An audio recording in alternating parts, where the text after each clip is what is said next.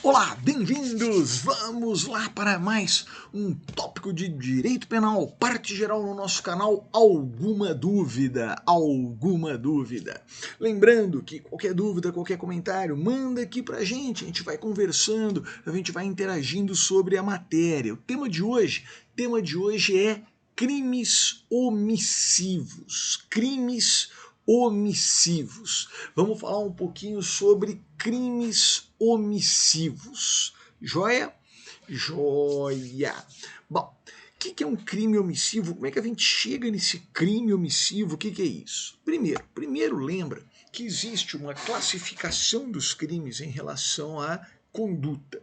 Tá? Então a gente pode classificar os crimes como crimes comissivos ou crimes omissivos, dependendo, né, se a conduta é comissiva ou omissiva. Em regra, os crimes são comissivos. Né? No crime comissivo, o sujeito faz algo, a sua conduta é positiva, ele faz o que é proibido.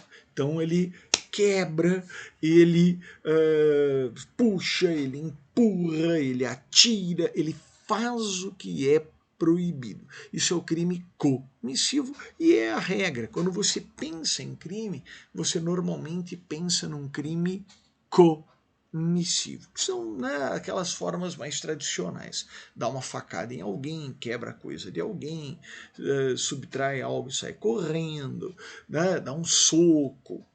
São aqueles crimes e aquelas formas, né, criminosas mais tradicionais. Mas do outro lado, a gente tem também o crime omissivo. Crime omissivo. O que é um crime omissivo? Crime omissivo é aquele em que o sujeito não faz o que deveria fazer. Ele se omite. Não é que ele não faz nada, isso é uma bobagem. Não, o cara pode estar escalando Everest e está praticando crime omissivo. Ele está fazendo alguma coisa, está escalando Everest.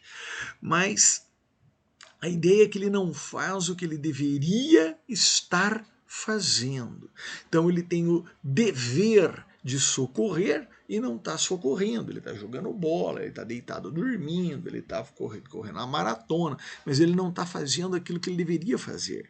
Ele deveria proteger uma criança, ele deveria proteger o cidadão, mas ele não está protegendo, ele não está agindo para impedir resultados. Então, quando ele não faz o que deveria fazer, nós classificamos essa conduta como omissiva.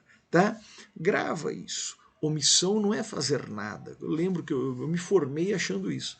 Né? Eu falava, na omissão é a ideia do não fazer nada. Tem até um conceito causalista, listiano, né? De que na omissão o sujeito tem a distensão muscular. Tá errado, né? Bobagem. Isso é bobagem.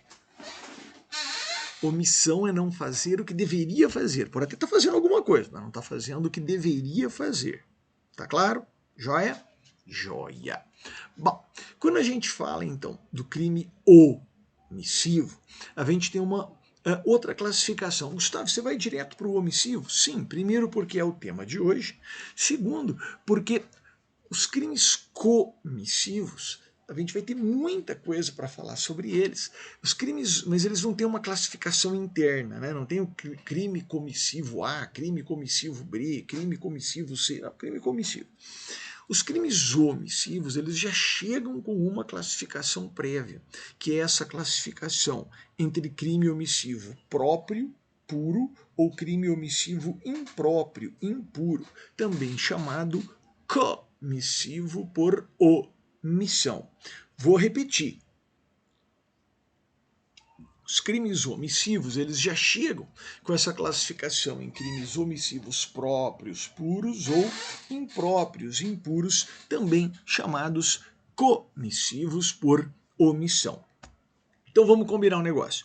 Eu vou primeiro explicar as características dos omissivos próprios, puros, aí depois eu explico as características dos crimes omissivos impróprios, impuros, e depois eu comparo.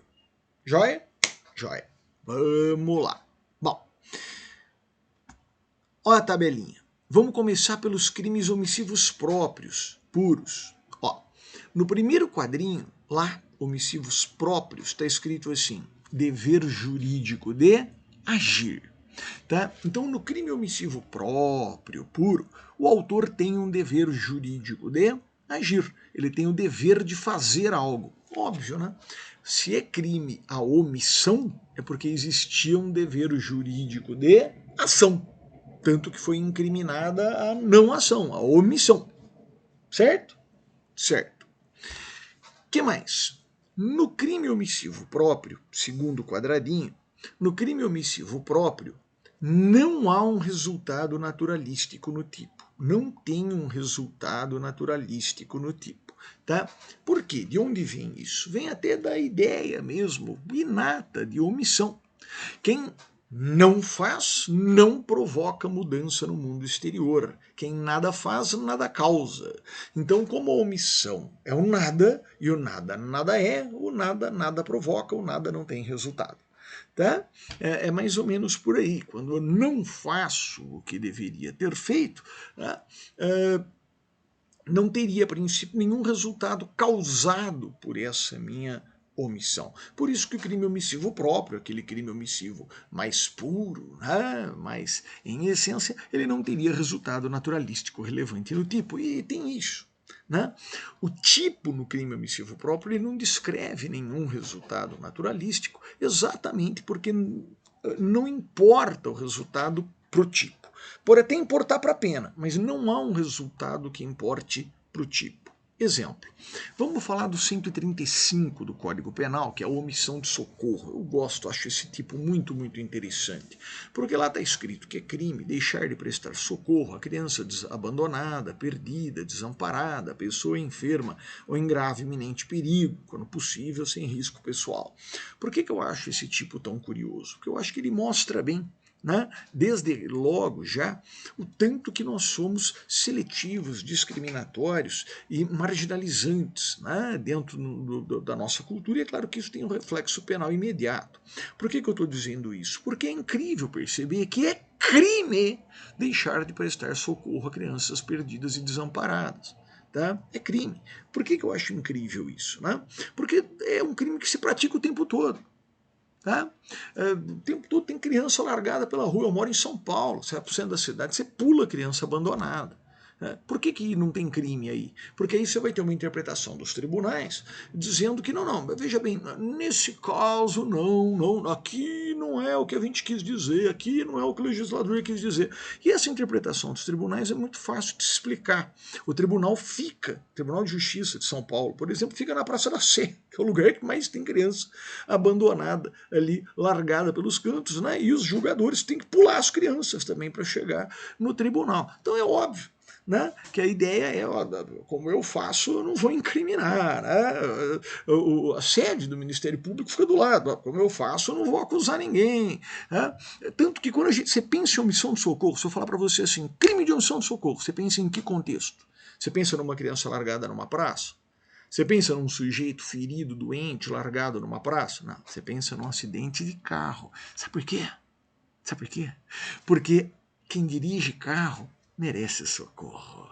Porque acusadores e julgadores dirigem carro. E eles querem ser socorridos. Então você vai lá e interpreta de forma absurdamente restritiva o crime de omissão de socorro. Aliás, a omissão de socorro na condução de veículo automotor já tem até dispositivo expresso lá no Código de Trânsito, e a gente meio que ignora, né, o 135 aqui do Código Penal e lembra dele quando está na fila do hospital, porque todo mundo quer ser socorrido na fila do hospital. Né? A gente esquece, né, que esse tipo poderia ser aplicado para crianças e pessoas abandonadas nas praças, por exemplo. Mas eu parto daí, então. Imagine, né, que eu chego, eu estou no centro da cidade, acabei de dar essa aula, pulo uma criança abandonada, desamparada, né, e um policial vê. E esse policial acabou de ter aula comigo sobre esse assunto. Ele olha e fala lá, ó, Gustavo falou, pulou a criança, é crime. Né, ele tinha que ter socorrido. Ele vai lá e me prende. Gustavo, você está preso. Eu? Por quê? Porque você não socorreu uma criança abandonada, perdida, desamparada. Tá? Eu vi. Eu não, veja bem e tal. Aí eu vou tentar me defender, né? Aí eu vou pegar e falar, não, mas veja bem, sabe o que é? Sabe que eu não prestei socorro? Eu não prestei socorro porque olha bem a criança. Né? Olha lá, ó, ela está bem. A minha ausência de socorro não provocou nenhum resultado lesivo. Pelo contrário, essa criança ela estaria pior comigo, porque eu não sei cuidar de criança, eu não saberia socorrê-la. Está crescendo, ficando um marginalzão forte, sarado, olha lá, ó. Adianta argumentar com o resultado? Não, porque para o crime omissivo próprio não importa o resultado para o tipo. Ele pode até interferir na pena, mas não no tipo. Para o crime omissivo próprio aperfeiçoado, basta que o autor não faça o que deveria ter feito, como no caso. Tá? Mas, terceiro quadrinho. No crime omissivo próprio, o dever de agir é geral. Como assim, Gustavo, geral? Eu te pergunto, quem tem o dever de prestar socorro à criança desamparada, perdida, abandonada, pessoa enferma, gravemente em perigo? Bombeiros, médicos, prefeitos ou todo mundo?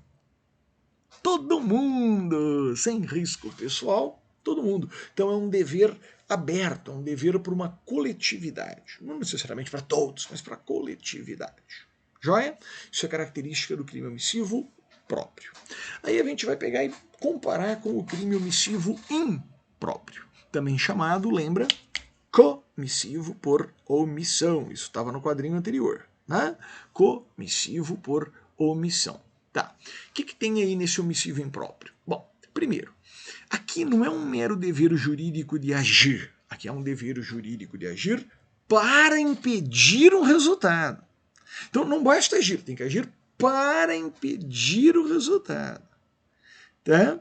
Então, aqui há um vínculo entre o sujeito e o resultado. Ele é obrigado a agir para impedir o resultado. Eu te pergunto, se ele tem que agir para impedir o resultado, e se não o fizer, pode até responder por esse resultado, eu te pergunto, o resultado é relevante ou não é aqui no omissivo impróprio? É ou não é? É ou não é? Aqui, ó, segundo quadrinho, há um resultado naturalístico relevante no tipo. Tem resultado naturalístico relevante no tipo. Tá. Mas aí você vai me perguntar, Gustavo, quem tem o dever jurídico de agir para impedir o resultado?